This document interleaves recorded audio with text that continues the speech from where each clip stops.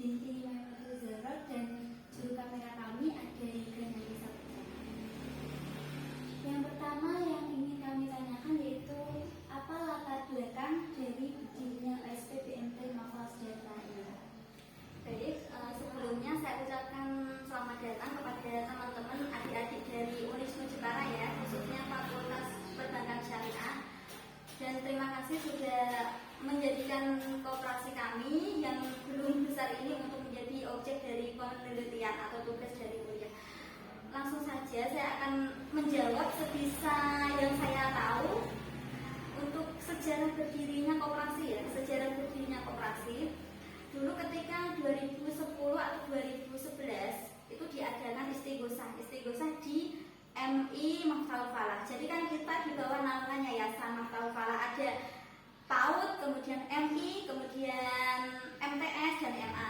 Nah ketika itu istighosah di MI tahun 2010-2011, ajaran 2010-2011 istighosah, kemudian ketua yayasan Bapak Haji Sudarwanto itu memberikan dalam sambutannya memberikan gagasan untuk perlunya yayasan memiliki menggali sumber daya di bidang ekonomi agar tercipta kemandirian yayasan untuk mendirikan usaha koperasi atau BMT yang berbadan hukum. Nah kemudian sebagai langkah awal untuk gagasan tersebut diadakan rapat dan pada tanggal 9 Juli 2011 itu dibentuk FSKM. Forum FSKM itu Silaturahmi Keluarga Mafal. Forum Silaturahmi Keluarga Mafal. Itu tanggal 9 Juli 2011. Ini langkah awal untuk pendirian dari BMT. Itu dibentuk FSKM. Jadi FSKM itu setiap 1 bulan sekali kita seluruh anggota yang berada di bawah naungan Yayasan Maftaul Falah, baik itu guru tenaga pengajar ataupun karyawan, melakukan silaturahmi dari satu rumah ke rumah bergantian, ke rumah yang lain. Itu untuk melakukan silaturahmi. Kemudian itu terbentuk pada tanggal 3 Maret 2012 itu ditindaklanjuti pertemuan FSKM. 3 Maret 2012 diadakan rapat di Musola Mafal, di wilayah Mafal ini. Itu untuk pendirian dari koperasi atau BMT. Nah kemudian pada tanggal pertemuan FSKM tanggal 4 Maret 2012 di rumah Bapak Waksono Sinanggul itu dilakukan penjaringan calon anggota koperasi. Kan tadi mau mendirikan koperasi ya, itu dilakukan penjaringan. Dalam kesempatan rapat FSKM itu, pertemuan FSKM itu dilakukan penjaringan calon anggota yang mau bergabung menjadi anggota koperasi Mafal. Nah kemudian ketika itu terdaftar 31 orang. Nah kemudian pada tanggal 5 Maret 2012 pengurus dari FSKM kan ada pengurusnya yang terdiri 6 orang itu sowan ke Habib Lutfi Pekalongan.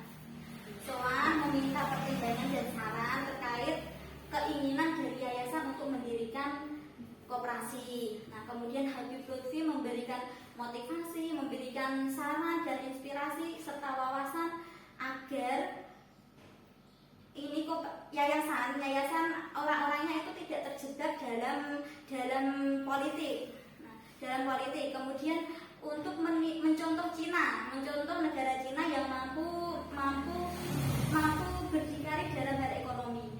Nah, kemudian setelah sowan dari Habib Lutfi dan mendapat wejangan dari Habib Lutfi dan motivasi untuk mendirikan BMT.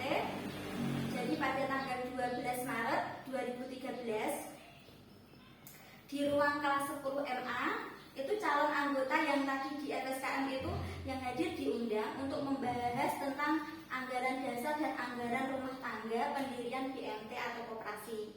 Nah selanjutnya setelah itu pengurus itu melakukan beberapa rapat persiapan serta dan pada tanggal 2 Juni 2013 tepatnya dilakukan resmi launching grand opening Koperasi Maftaul Falah di Aula MA yang dihadiri oleh anggota dari yayasan itu sendiri, kemudian para stakeholder, ada para petinggi dari tokoh masyarakat juga ada.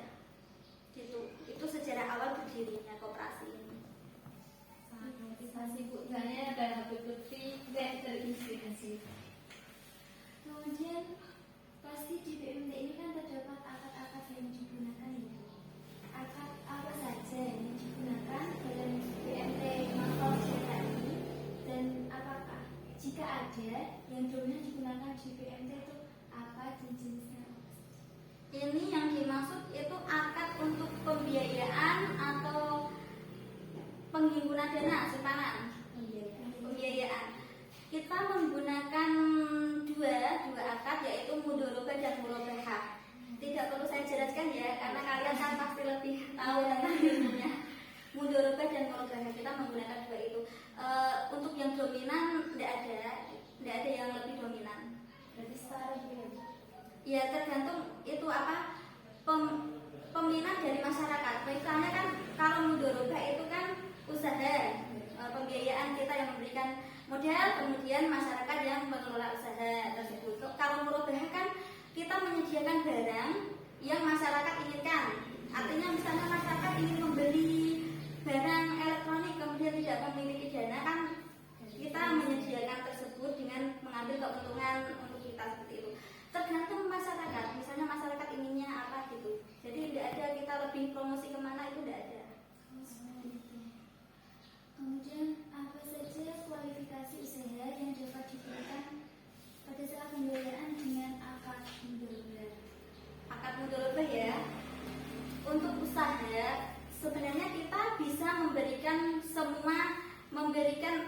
modal atau meng-ACC pembiayaan mudharabah atau meng-ACC usaha yang masyarakat ajukan ke kita, dengan catatan usaha tersebut relevan dijalankan, kemudian halal tentunya. Tidak mungkin kan kita membiayai usaha apa misalnya menjual minuman keras atau apa. Yang penting usaha tersebut halal, relevan untuk dijalankan. Jadi mengikuti apa yang dengan masyarakat, yang penting halal gitu. Iya. Terus produk apa saja yang ada di BMT yang Ibu kelola, apakah ada produk ini? Produk yang ada di BMT tadi ya, kalau produk simpanan itu kita punya beberapa. Satu misalnya ada Simaja biasa, simpanan masyarakat sejahtera. Kemudian dua, Simaja berhadiah, itu simpanan masyarakat sejahtera tetapi berhadiah. Kemudian ada simpanan Idul Fitri, simpanan yang bisa diambil ketika hari raya Idul Fitri. Ada simpanan kurban, bisa diambil ketika hari kurban, mendekati hari kurban. Kemudian Sijara, simpanan ziarah. Kemudian ada juga wadiah, simpanan berjangka, ada simpanan berjangka yang tidak bisa diambil sewaktu-waktu tapi ada jangka waktunya. Itu ada beberapa produk dari kami itu. Terus dari beberapa produk tersebut, mana yang peminatnya yang mengikuti simpanan tersebut itu paling banyak? Yang paling banyak itu Simaja biasa, simpanan masyarakat sejahtera. Karena itu kan bisa diambil sewaktu-waktu, kemudian tidak ada potongan administrasi, kemudian ada tambahan bagi hasil meskipun sedikit, ada tambahan bagi hasil untuk uang yang disimpankan, kita akan kasih bagian bagi hasil gitu.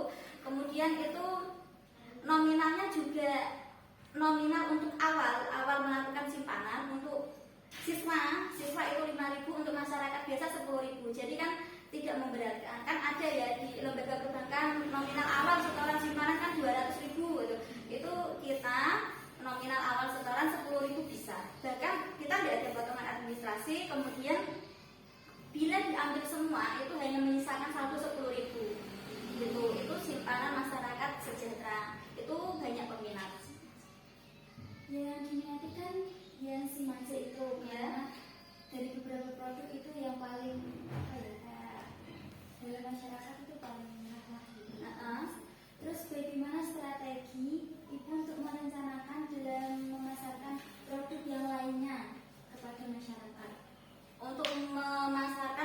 yang kurang diminati ya. Kalau strateginya tentunya hampir sama dengan koperasi lain. Saya pikir hampir sama dengan koperasi lain. Tetap mengenalkan produk tersebut ke masyarakat melalui tenaga kerja kita, bagian marketing atau customer service.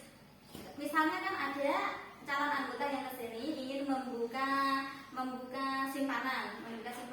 Kita selain menjelaskan SIM aja, kita juga jelaskan ini ada simpanan Idul Fitri Bu, nanti bisa diambil dari Idul Fitri, dan Ibu nanti biasanya kan ketika Idul Fitri tambah membutuhkan beberapa uang gitu.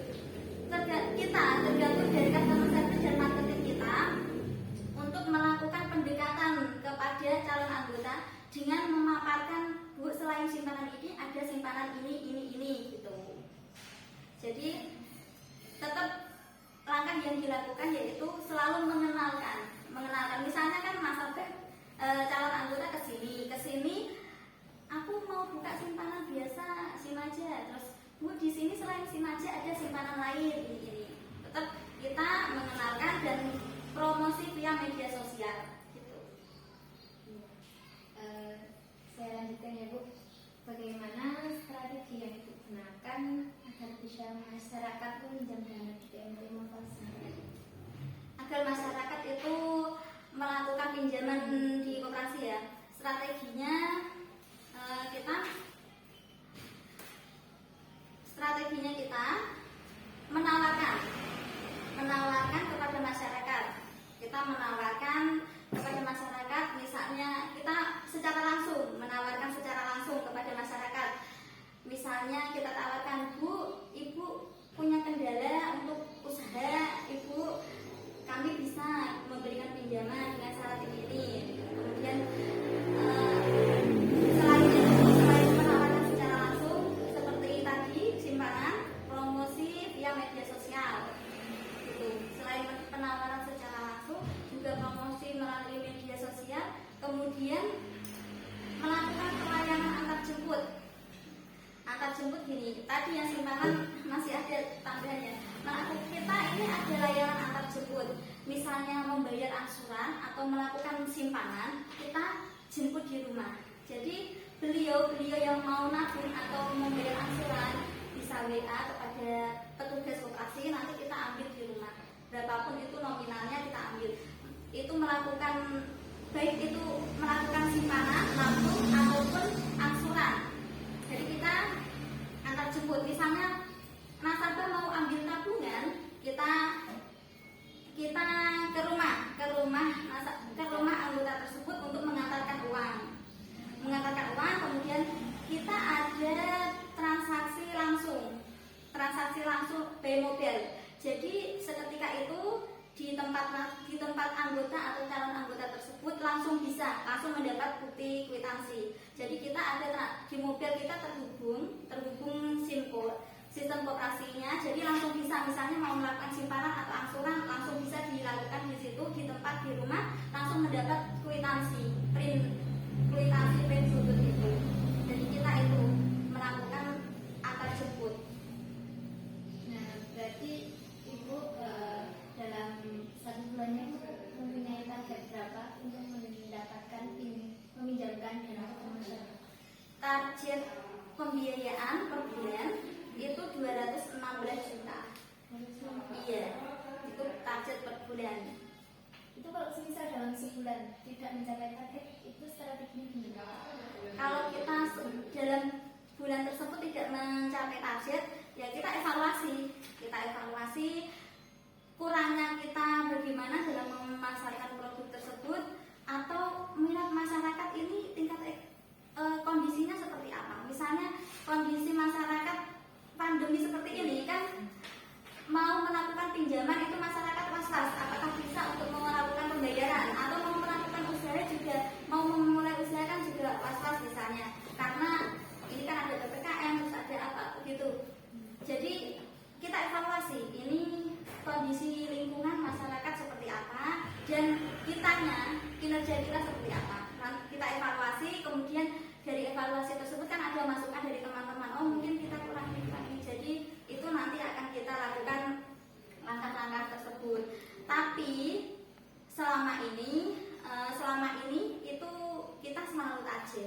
tahun 2021 ini kita selalu target pinjaman 216 juta itu minimal. Gitu. Lalu bagaimana cara mengatasi itu apabila ada masyarakat yang telat atau maksudnya membayar tagihannya gitu? Oh gitu, ada kredit macet. Iya. Misal ya tetap ada dan selama ini yang sudah kita lakukan pendekatan persuasif, kita datangi ke rumah, kita tanya apa yang menyebabkan beliau tersebut kurang tertib dalam membayar angsuran, kurang tertib. Setelah kita gali informasi, misalnya beliau tersebut kondisi ekonominya sedang kolaps atau sedang terjadi penurunan atau apa, penurunan ekonomi atau apa, nanti kita berikan tawaran seperti ini. Misalkan sudah macet, sudah macet kan harus untuk menjaga kolektivitas, menjaga kesehatan koperasi kan harus dijadwal ulang. Jadi nanti kita tawari untuk dijadwal ulang agar tidak macet, dan kita tawari di jadwal ulang tersebut kita tawari untuk pembiayaan jangka waktu yang lama agar angsurannya sedikit. Kalau semakin lama kan semakin sedikit membayar angsuran. Jadi itu salah satu cara kita untuk tidak memberatkan. Apabila nasabah tersebut memang sudah keberatan dan kondisi ekonominya memang benar-benar tidak bisa untuk melakukan pelunasan, jadi dari koperasi itu ada cadangan dana resiko untuk melunasi hutang tersebut. Dan selain itu, apabila kondisi ekonominya masih ibaratnya masih bisa diharapkan untuk membayar, kemudian masyarakat tersebut keberatan dan ada jaminan, kita kan di awal ada perjanjian dalam pembiayaan tersebut, ada perjanjian, ada barang yang dijaminkan, misal BPKB atau sertifikat. Nah, kita bicarakan baik-baik bagaimana apabila barang jaminan tersebut diambil alih pihak koperasi, kemudian nanti pihak koperasi memasarkan barang jaminan tersebut. Ketika barang jaminan tersebut laku terjual, akan digunakan untuk menutup hutangnya di koperasi. Apabila lebih uangnya tetap dikembalikan ke yang bersangkutan. Gitu. Jadi kita tidak asal langsung narik, tidak asal langsung mengambil jaminan tersebut, tidak, tapi dikomunikasikan dulu secara kekeluargaan dulu. Selama ini tidak pernah melakukan perampasan secara paksa ataupun melakukan penagihan dengan cara yang keras, tidak pernah. Jadi kita melakukan penagihan kekeluargaan tetapi tegas, memberikan ketegasan bukan keras, seperti itu. Berarti kalau semisal itu dapat dijual, berarti dari pihak BMT juga konfirmasi dulu sama masyarakatnya tersebut. Sama yang bersangkutan tersebut, misalnya kan menjaminkan BPKB motor A, kemudian beliau sudah macet, sudah tidak bisa membayar, sudah merelakan untuk motor A-nya untuk diambil alih operasi agar untuk dipasarkan. Kita komunikasi, misalnya harganya segini Bu, kemudian tanggungan ibu di koperasi segini, jadi ibu masih ada sisa atau ibu masih ada kekurangan. Nah, kekurangan tersebut nanti ibu bayarkan, nanti dari koperasi memberikan jangka waktu, seperti itu. Oh iya. Jadi ini pertanyaan terakhir ya Bu. Ya. Berapa lama proses persetujuan pengajuan pembiayaan di BMT Makassar? Untuk pengajuan pembiayaan 2 atau 3 hari, tergantung lama berapa banyak antrian. Paling maksimal itu 1 minggu, tapi jarang yang 1 minggu. Misalnya banyak antrian, kita 1 minggu kan kita ada pembatasan. Misalnya sehari kita harus mengeluarkan dana segini untuk pembiayaan, kan ada nominal segini. Misalnya antrian banyak, jadi kita itu maksimalnya seminggu. Tapi paling biasanya kita sehari orang pengajuan, kemudian hari esoknya kita melakukan silaturahmi atau survei ke rumah yang bersangkutan, kemudian hari esoknya semisal lolos ACC, lolos dalam penilaian survei, hari esoknya bisa kita ACC 2 hari atau 3 hari bisa. Sekali. Baik, terima kasih kepada Ibu Rahmawati Handika SF atas waktu yang diberikan kepada kami. Semoga ilmu yang diberikan menjadi manfaat Dan semoga PMT Mafal sejahtera menjadi semakin sejahtera seperti namanya Bu. Sekian dari kami. Apabila ada kesalahan mohon maaf. Assalamualaikum